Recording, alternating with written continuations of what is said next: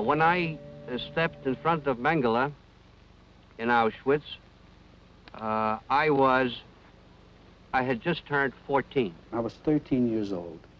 And I came up to him and he said, "How old are you?" For some unknown reason, I said, 15.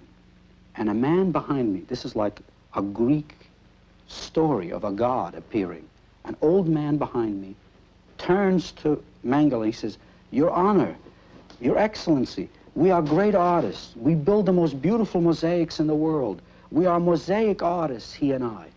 And Mengele looked at both of us and said, "That way." I convinced a German officer who was looking for tailors that I knew how to make buttonholes. He said to me, "What do you mean? Your father was a tailor? Your grandfather was a tailor?" And I said yes, which was not true.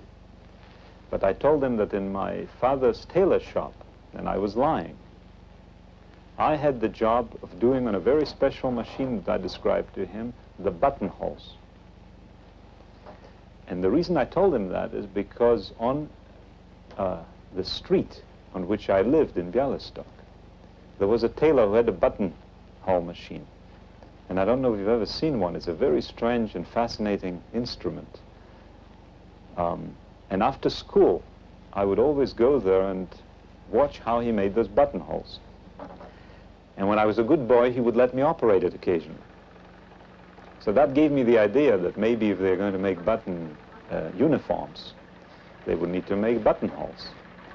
And to that German SS officer, that story seemed plausible. So he said, "Okay, go there." And with 250 people, we were taken away to a camp called Blizin, where army uniforms were made.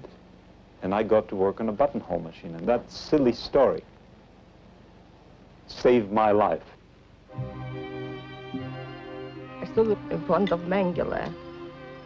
And as he motioned my mother and my brother to the left, he motioned me to the right. I, being only 14, I desperately wanted to go back to my mother.